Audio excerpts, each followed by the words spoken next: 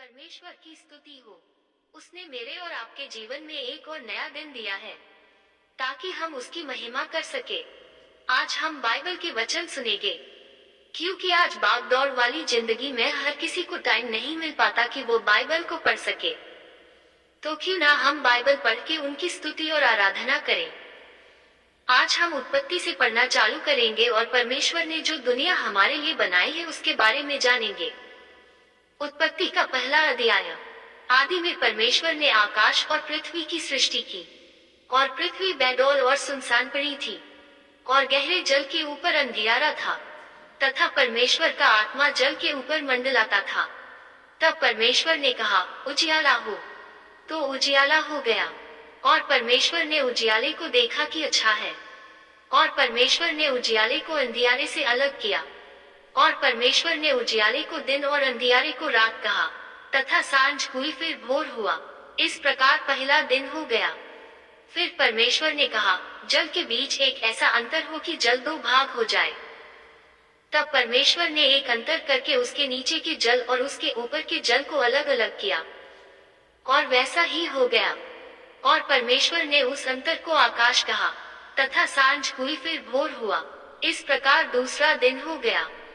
फिर परमेश्वर ने कहा, आकाश के नीचे का जल एक स्थान में इकट्ठा हो जाए और सूखी भूमि दिखाई दे। और वैसा ही हो गया। और परमेश्वर ने सूखी भूमि को पृथ्वी कहा, तथा जो जल इकट्ठा हुआ उसको उसने समुद्र कहा। और परमेश्वर ने देखा कि अच्छा है। फिर परमेश्वर ने कहा, पृथ्वी से हरी घास तथा बीज वाले छोटे छोटे पेड़ और फलदायी वृक्ष भी, जिनके बीज उन्हीं में एक एक की जाति के अनुसार होते हैं, पृथ्वी पर उगे। और वैसा ही हो गया। तो पृथ्वी से हरी घास और छोटे छोटे पेड़, जिनमें अपनी अपनी जाति के अनुसार बीज होता है, और फलदायी वृक्ष, जिनके बीज एक एक की जाति के अनुसार उन्हीं में होते हैं, उगे। और परमेश्वर ने देखा कि अच्छा है।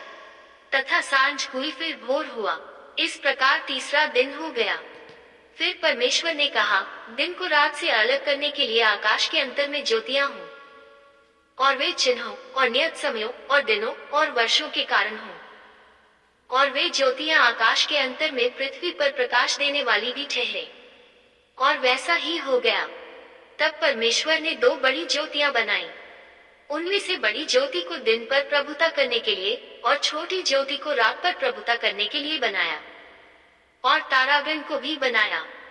परमेश्वर ने उनको आकाश के अंतर में इसलिए रखा कि वे पृथ्वी पर प्रकाश दें, तथा दिन और रात पर प्रभुता करे, और उजियाले को अंधियारे से अलग करें।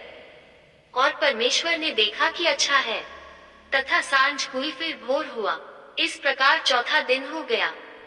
फिर परमेश्वर ने कहा, जल जीवित प्राणियों से बहुत ही भर जाए, और पक्षी पृथ्वी के ऊपर आकाश के अंतर में उड़े। इसलिए परमेश्वर ने जाति जाति के बड़े बड़े जल जंतुओं की और उन सब जीवित प्राणियों की भी सृष्टि की, जो चलते फिरते हैं, जिनसे जल बहुत ही भर गया, और एक एक जाति के उड़ने वाले पक्षियों की भी सृष्टि की। और परमेश्वर ने देखा कि अच्छा है। और परमेश्वर ने ये कह के उनको आशीष दी कि फूलो फलो और समुद्र के जल में भर जाओ, और पक्षी पृथ्वी पर बढ़े। तथा सांझ हुई फिर भोर हुआ। इस प्रकार पांचवा दिन हो गया। फिर परमेश्वर ने कहा, पृथ्वी से एक एक जाति के जीवित प्राणी, अर्थात घरेलू पशु और रेंगने वाले जंतु, और पृथ्वी के वन पशु जाति जाति के अनुसार उत्पन्न हो। और वैसा ही हो गया। सो परमेश्वर ने पृथ्वी के जाति जाति के वन पशुओं को, और जाति जाति के घरेलू पशुओं को, और जाति जाति के भूमि पर सब रेंगने वाले जंतुओं को बनाया। और परमेश्वर ने देखा कि अच्छा है। फिर परमेश्वर ने कहा, हम मनुष्य को अपने स्वरूप के अनुसार अपनी समानता में बनाएं, और वे समुद्र की मछलियों और आकाश के पक्षियों और घरेलू पशुओं और सारी पृथ्वी पर और सब रेंगने वाले जंतुओं पर, जो पृथ्वी पर रेंगते हैं, अधिकार रखें। तब परमेश्वर ने मनुष्य को अपने स्वरूप के अनुसार उत्पन्न किया। अपने ही स्वरूप के अनुसार परमेश्वर ने उसको उत्पन्न किया, नर और नारी करके उसने मनुष्यों की सृष्टि की। और परमेश्वर ने उनको आशीष दी, और उनसे कहा, फूलो फलो और पृथ्वी में भर जाओ, और उसको अपने वश में कर लो। और समुद्र की मछलियों तथा आकाश के पक्षियों और पृथ्वी पर रेंगने वाले सब जंतुओं पर अधिकार रखो। फिर परमेश्वर ने उनसे कहा, सुनो, जितने बीज वाले छोटे छोटे पेड़ सारी पृथ्वी के ऊपर हैं और जितने वृक्षों में बीज वाले फल होते हैं, वे सब मैंने तुमको दिए हैं। वे तुम्हारे भोजन के लिए हैं। और जितने पृथ्वी के पशु और आकाश के पक्षी और पृथ्वी पर रेंगने वाले जंतु हैं, जिनमें जीवन के प्राण हैं, उन सब के खाने के लिए मैंने सब हरे हरे छोटे पेड़ दिए हैं। और वैसा ही हो गया।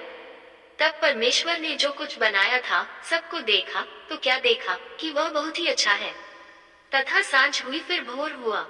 इस प्रकार छठवां दिन हो गया।